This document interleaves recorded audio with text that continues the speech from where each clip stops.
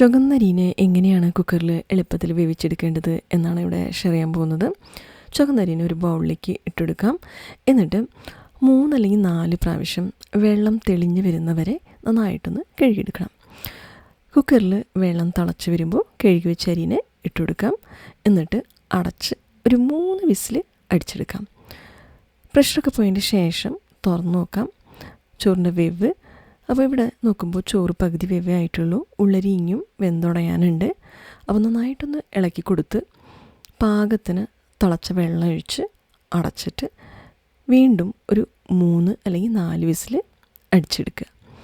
പ്രഷറൊക്കെ പോയതിന് ശേഷം നമുക്ക് തുറന്ന് നോക്കാം. ചോറ് പെർഫെക്റ്റായിട്ട് വെന്ത് വന്നിട്ടുണ്ടെങ്കിൽ നമുക്ക് ഇതിനെ അരിപ്പയിൽ വെച്ചിട്ട് ഊറ്റിയെടുക്കാം. അല്ലെങ്കിൽ തിരിച്ചും വേവ് കുറച്ചും കൂടി ആവശ്യമുണ്ടെങ്കിൽ വാർക്കാം. അപ്പോൾ നമ്മുടെ പെർഫെക്റ്റായിട്ട് കുക്കായിട്ടുള്ള ഹെൽത്തി ആയിട്ടുള്ള റെഡ് റൈസ് സെർവ് ചെയ്യാൻ റെഡി ആയിട്ടുണ്ട്. നിങ്ങൾക്ക് ഇഷ്ടപ്പെട്ട കറി അല്ലെങ്കിൽ സൈഡ് ഡിഷിൻ്റെ കൂടെ കഴിക്കാം. താങ്ക്